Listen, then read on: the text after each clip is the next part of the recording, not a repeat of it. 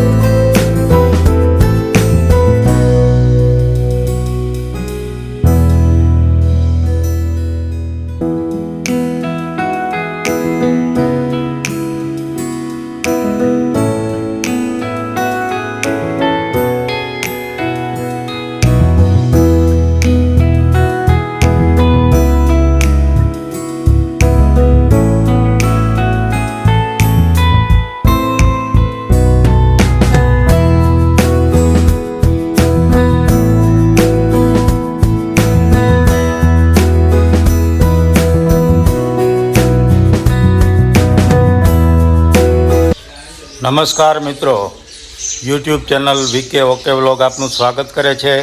અને આજે આપણે આવી ગયા છીએ વાડીવાળા દાદા મહેતા ખંભાળિયા.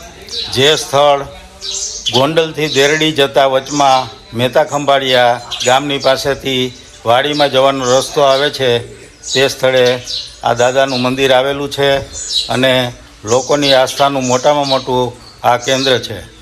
અહીંયા આવતા ભાવિકજનોને મંદિર પ્રશાસન દ્વારા એક સૂચન પણ કરવામાં આવેલ છે કે અહીંયા દાદાના માથા ઉપર કોઈએ તેલ ચડાવવાનું નથી.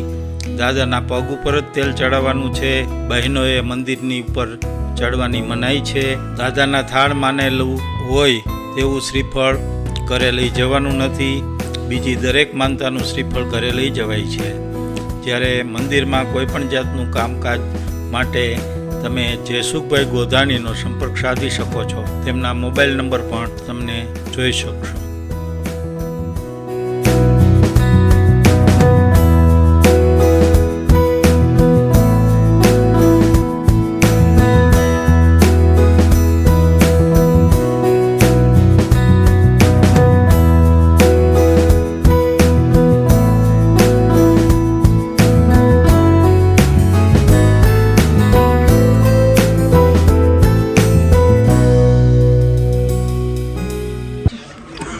આજે અહીંયા રાવણાથી પણ કેટલાક દર્શનાર્થીઓ આવેલા છે, જેમને આપણે પૂછીએ શું તમારે કોઈ માનતા હતી કે અહીંયા વાડીવાળા દાદાને ત્યાં આવ્યા છો?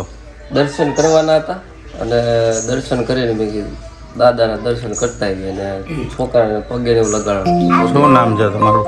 મારું નામ બ્રિજેશભાઈ. ગામ રાવણા? ગામ રાવણા.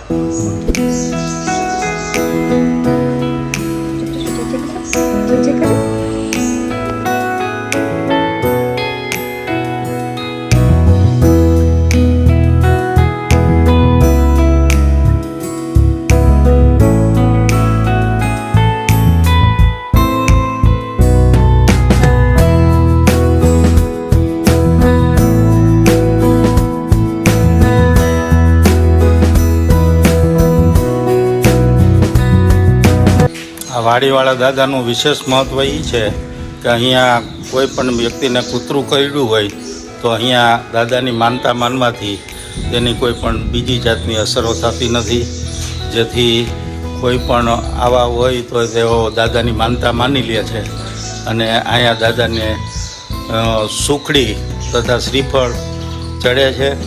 અહીંયા શ્રીફળ માનતાનું કૂતરું કરડેલ હોય તો તેની માનતાનું શ્રીફળ ઘરે લઈ જવાતું નથી. બાકીની માનતાનું શ્રીફળ ઘરે પણ તમે લઈ જઈ શકો છો. અહીંયા સુખડીનો પ્રસાદ ચડે છે જે તમે અહીંયા ખાઈ શકો છો. તેને બહાર લઈ જવામાં આવતો નથી. અને દાદાની કોઈ પણ જાતની માનતા માનો તે પૂરી થઈ જાય છે. અને વળતા મોવૈયાની પ્રખ્યાત ગુલ્ફી ખાવાનું ચૂકતા નહીં.